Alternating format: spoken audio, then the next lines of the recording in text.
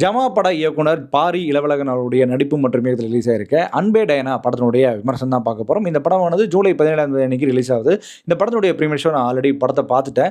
So இந்த படம் எப்படி இருக்கு? எந்த அளவுக்கு ஒர்க் அவுட் ஆயிருக்குன்றத நான் ரிவ்யூ சொல்றேன். ஸோ ரிவ்யூக்கு போற முன்னாடி இந்த ரிவ்யூ எனக்கு பிடிச்சிருந்ததுன்னா மறக்காம லைக் பண்ணுங்க, கமெண்ட் பண்ணுங்க, ஷேர் பண்ணுங்க, சேனல சப்ஸ்கிரைப் பண்ண மறந்துடாதீங்க. வாங்க நம்ம ரிவ்யூக்கு போகலாம். அதாவது பெரம்புரை சேர்ந்த ஒரு தெலுங்கு பையனும் அண்ட் ஒரு ஆங்கில இந்திய பொண்ணு வந்து பார்த்தீங்கன்னா காதல் வயப்படுறாங்க. ஆனா அவங்களோட ஃபேமிலி எதிர்க்குது. அதெல்லாம் எப்படி கன்வின்ஸ் பண்ணி ஒத்துக்க வச்சாங்க அப்படின்னு தான் கதையா அமையுது. ஸோ இந்த படத்தினுடைய பாசிட்டிவ் என்ன அப்படின்னு கேட்டிங்கன்னா, ஜமா மாரியான ஒரு இன்டென்சிவான ஒரு அவார்டு ஒருத்தையான படத்தை எடுத்துட்டு, எப்படி ஒரு ஃபுல் ஃப்ளெட்ஜ்டான ஒரு என்டர்டெயின்மென்ட் படத்தை எடுக்க முடியும் அப்படின்ற மாரியான ஆச்சரியத்த உள்ளாக்கிட்டாரு பாரி இளவழகன் அவர்கள். ஏன்னா, இந்த படத்தினுடைய இயக்கமும் சரி, எழுத்தும் சரி, முக்கியமா இந்த படத்தினுடைய நடிப்பும் சரி, அவரு பூந்து விளையாண்டுருக்காரு அப்படின்னு தான் சொல்லி ஆகணும். ஏன்னா, ஃபுல் சேஞ்ச் ஓவர். ஜமா மாரி அவ்வளோ இன்டென்ஸான படத்துக்கு அப்படி ஒரு சேஞ்ச் ஓவர் ஃபுல் என்டர்டெயின்மென்ட் பண்ணிட்டாருன்னு சொல்லி ஆகணும். முக்கியமா செகண்ட் ஹாஃப்லாம் போற வேகமே தெரியல. செகண்ட் ஹாஃப் பயங்கர என்டர்டெயின்மென்ட்டா இருந்தது எனக்கெல்லாம். அதுவும் கடைசி 20 நிமிஷம்லாம் ஒரு பீக்குன்னு சொல்லலாம். 20 நிமிஷத்துல வர காமெடி சீக்வென்ஸ் அதில ஒரு மைல்டான ட்விஸ்ட். நம்ம அதாவது எதிர்பார்த்துருவோம் ஒரு ட்விஸ்ட். ஆனா அந்த ட்விஸ்ட்ல இது எதிர்பார்க்கலடா அப்படின்ற மாரி ஒரு ட்விஸ்ட்ட வச்சு சூப்பரான ஒரு கிளைமாக்ஸ குடுத்திருப்பாரு. அண்ட் படம் பார்த்து முடிச்சதுக்கப்புறம் நல்லா இருக்கே படம் அப்படின்ற மாரி ஃபீல் குடுக்குற மாரி இந்த அன்பே டயனா வருது ஃபீல் இருந்துச்சு. அண்ட் இந்த படத்தில நடிச்சிருந்த பாரி இளவழகன் அவரோட நடிப்பும் ரொம்ப நல்லா இருந்தது. இந்த கேரக்டருக்கு ஆப்ட்டாவே இருந்தாரு. முக்கியமா ஒரு பெரம்பூர் பையன் மாரியே ஃபீல் குடுத்தாருன்னு சொல்லி ஆகணும். அண்ட் ரம்யா அவங்கள பொறுத்தவரைக்கும் பார்த்தீங்கன்னா, அப்படியே ஆங்கிலோ இந்தியன் எப்படி இருப்பாங்களோ அந்த ரோலுக்கு ஏத்த மாரியே ஆப்ட்டா இருந்தாங்க அப்படின்னு தான் சொல்லி ஆகணும். அவங்களோட நடிப்பும் சரி, அண்ட் இவங்க 2 பேருடைய அந்த கெமிஸ்ட்ரி ஒர்க்கும் சரி ரொம்ப நல்லா இருந்தது. அண்ட் முக்கியமா பாரி இளவழகன் பொறுத்தவரைக்கும் அந்த வுமன் கேரக்டர் வந்து ரொம்பவே ஸ்ட்ராங்கா காட்டியிருக்காரு. எல்லா படங்களையும் பார்த்துருக்கேன். இந்த படத்திலும் சரி, ரம்யாவோட கேரக்டரும் சரி, ரோஜாவோட கேரக்டரும் சரி ரொம்பவே ஸ்ட்ராங்கா எழுதப்பட்டிருக்கு. அந்த கேரக்டர் பார்க்கும்போது ஒரு துணிச்சல் வரும் அப்படின்னு கூட சொல்லலாம். ஆனா இத தாண்டி இந்த படத்துல எனக்கு செகண்ட் ஹீரோனா கண்டிப்பா சேத்தன் தான். சேத்தன் வர எல்லா சீனுமே செம்மையா இருந்தது. சூப்பரான ஒரு சேத்தன நம்ம பார்க்க முடிஞ்சது. இதுவரைக்கும் சேத்தன வில்லனா பார்த்திருப்போம். குணச்சித்திர ஆக்டரா பார்த்திருப்போம். ஒரு வின்டேஜ் சேத்தன். ஒரு சேத்தன்ட்ட வந்து ஒரு வின்டேஜ் ஸ்டைல் ஒண்ணு இருக்கும். ஒரு காமெடியன் சேத்தன் இருப்பாரு. அவர இந்த படத்துல இறக்கியிருக்காய்ங்க. அவர் பூந்து விளையாண்டாரு. செகண்ட் ஹாஃப்லாம் செம்மையா விளையாண்டாருன்னு தான் சொல்லுவேன். செகண்ட் ஹாஃப் தான் அவர் தான். அதுவும் காது கேட்காம ஒரு ஜாலியான பெர்சன்ங்க. லிட்டரலி ஒரு பிளே பாய் மாரியான ஒரு கேரக்டர் அவரு. செம்மையா பண்ணிட்டாரு. எனக்கு செகண்டா அவர் வரும்போதே நம்மளுக்கு தெரிஞ்சிரும். ஆஹா! ஏதோ ஒரு காமெடி பண்ண போறார்றா! அப்படின்ற மாரி அவரோட சீன்ஸ் எல்லாமே ரொம்ப சூப்பரா எழுதப்பட்டிருந்தது. அண்ட் ரோஜா அவங்களுடைய பெர்ஃபார்மன்ஸ் பொறுத்தவரைக்கும் இந்த ரோலுக்கு பெர்ஃபெக்ட் ஆப்ட் அப்படின்னு சொல்லலாம். ஏன்னா, ஒரு தெலுங்கு மதர் அவங்க. தெலுங்குலயும் பேசணும், தமிழ்லயும் மேனேஜ் பண்ணி பேசணும்.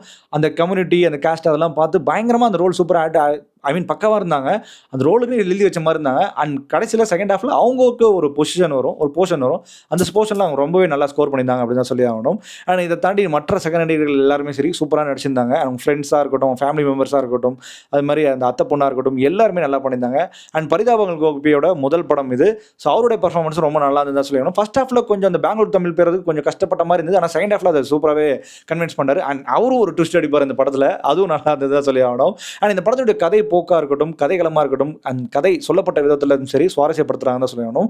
முக்கியமா இந்த படத்துடைய ஃபுல் பொட்டன்ஷியலே இந்த செகண்ட் ஹாஃப் அப்படின்னு தான் சொல்லி ஆகணும். அதுக்காக ஃபர்ஸ்ட் ஹாஃப் நல்லா இல்லையா அப்படின்லாம் இல்ல. ஃபர்ஸ்ட் ஹாஃப் வந்து கதைகளத்த கொஞ்சம் செட் பண்றதுக்கு டைம் எடுத்துக்கிறாங்க. டைம் எடுத்து கொஞ்ச நேரத்துல இன்டர்வல் வந்துருது. மத்தபடி செகண்ட் ஹாஃப் தான் ஃபுல் ஃப்ளெட்ஜா இறங்கி விளையாண்டுருக்காங்கன்னு சொல்லணும். லிட்டரலி ஒரு டைம்ல இந்த ராஜேஷ் படங்கள்லாம் வந்து பார்த்தீங்கன்னா, நடுவுல கதை இல்லாம வேற எங்கெங்கேயோ போயிட்டு வருவாங்க இல்லையா? அந்த மாரி ஆனா ஜோக் இருக்கும். காமெடி இருக்கும். அந்த மாரி இந்த படத்துல காமெடி நெறையா இருந்தது. அந்த காமெடிக்கான இம்பார்ட்டன்ஸ் இருந்தது.